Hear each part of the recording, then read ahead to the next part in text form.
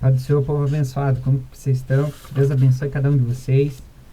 Estamos aí na nossa quarta lição do dia 22 de outubro de 2023 e temos o título de Missões Transculturais no Novo Testamento. E como toda semana, a nossa lição vem acompanhado com 3 hinos da harpa. E essa semana é o 376, 378 e 471. Vai ouvindo esses hinos aí que eu tenho certeza que ele vai abrir a tua mente, né, expandir para a lição que nós estamos buscando nessa semana, né? E vou trazer um plano de aula aqui para a gente estar trazendo uma ênfase um pouquinho diferente, né, a mais para você, daquilo que você já leu, né? Diz assim: no Novo Testamento, o Senhor Jesus Cristo é apresentado como o primeiro missionário enviado diretamente pelo Pai ao mundo, a partir do seu ministério glorioso na terra. Os apóstolos sucederam e, mediante a igreja, o corpo de Cristo, a missão de Jesus passou a ser missão da igreja. Hoje, como corpo de Cristo, temos a responsabilidade de continuar a missão de Jesus, o evangelho do Pai, para salvar a humanidade.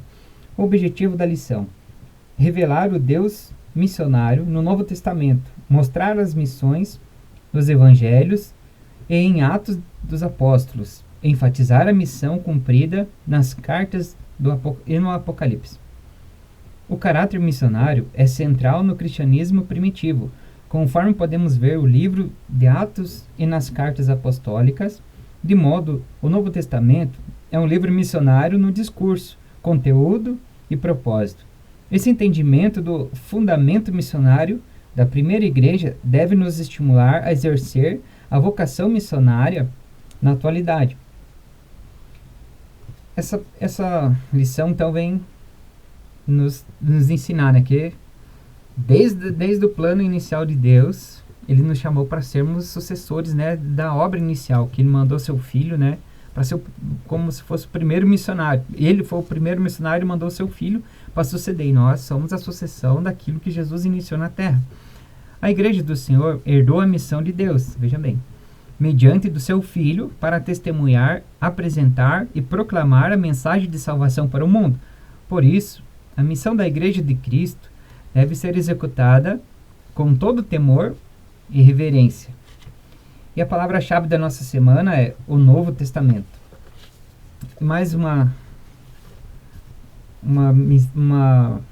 auxílio aqui. A Bíblia toda, mais especificamente no Novo Testamento, revela um Deus missionário. Foi aquilo que a gente leu. Nos Evangelhos, em Atos dos Apóstolos, as missões ocupam uma posição relevante. Teologia missionária e o Novo Testamento. A teologia missionária do Novo Testamento, separada dos Evangelhos, não é difícil de ser estabelecida.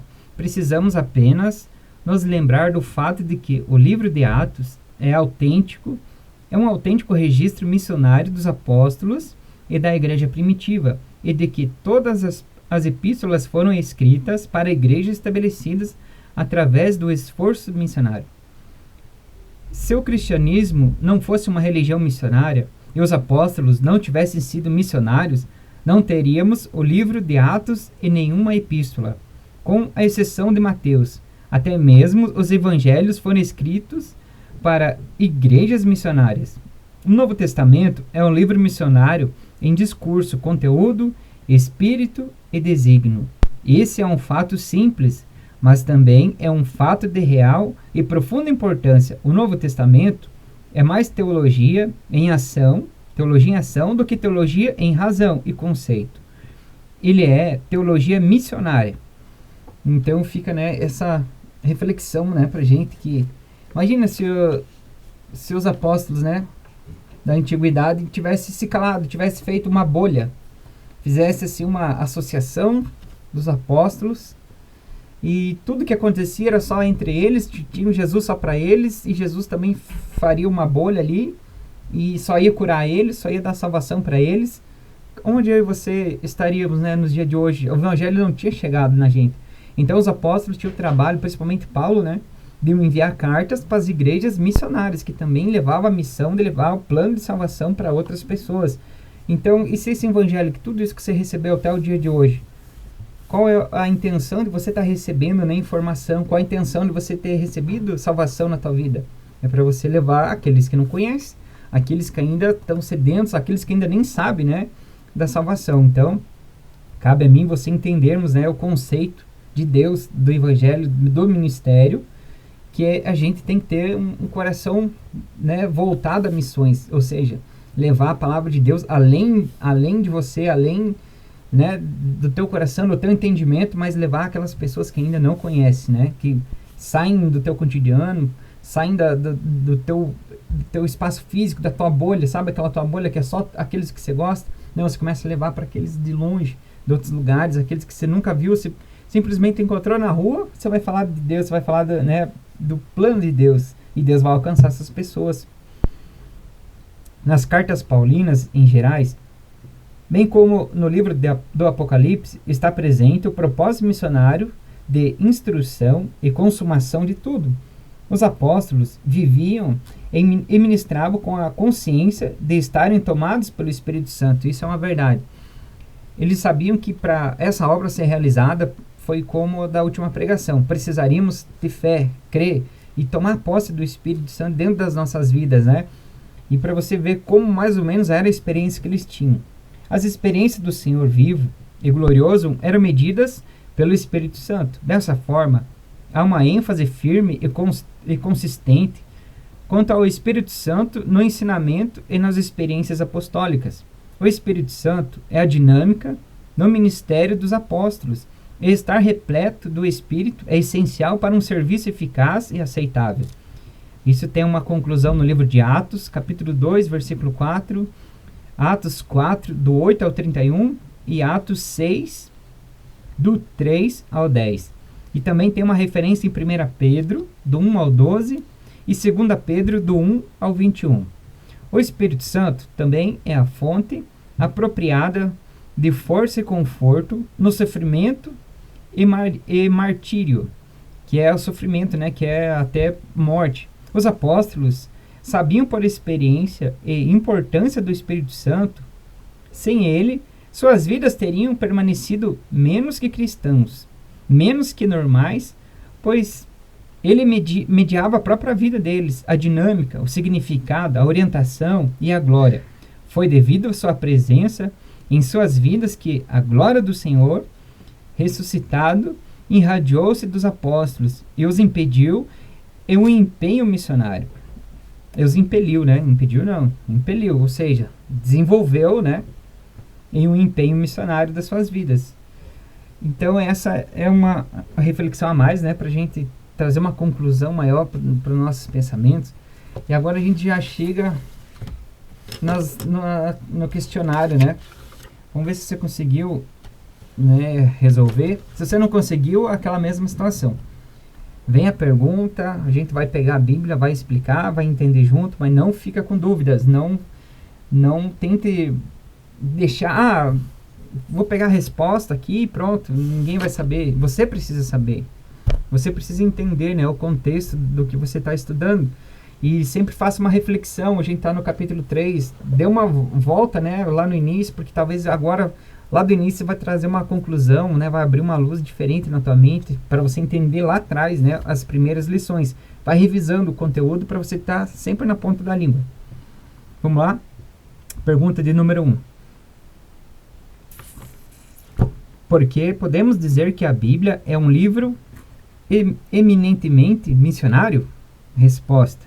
A Bíblia Sagrada, de Gênesis ao Apocalipse, é um livro eminentemente missionário porque sua inspiração emana de um Deus missionário, aquele que envia, assim como o Pai me enviou, eu também vos envio. João 20, versículo 21 e João 3,16.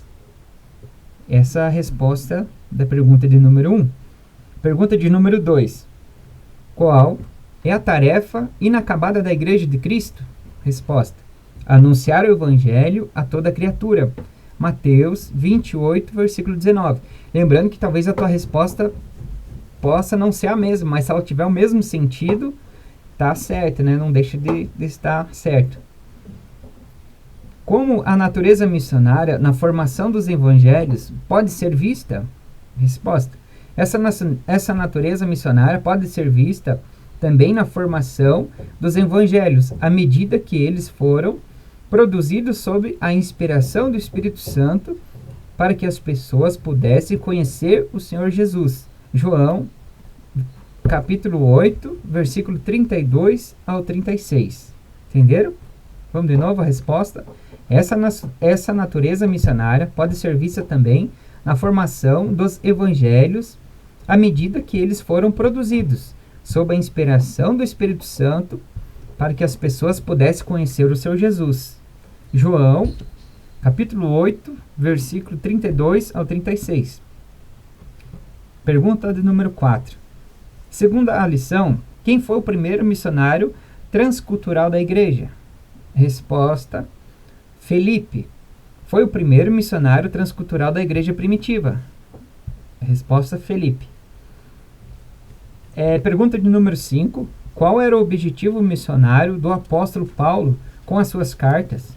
Resposta: seu objetivo missionário era instruir nos assuntos teológicos e práticos as igrejas que ele plantava, ou seja, as igrejas que ele rebanhava, né? Ele tinha o objetivo de conduzir as igrejas todas num direcionamento conjunto à sua ideia. Então a resposta é essa, né? Seu objetivo missionário era instruir nos assuntos teológicos e práticos as igrejas que ele plantava. Amém? Entenderam? Espero que você tenha entendido, né?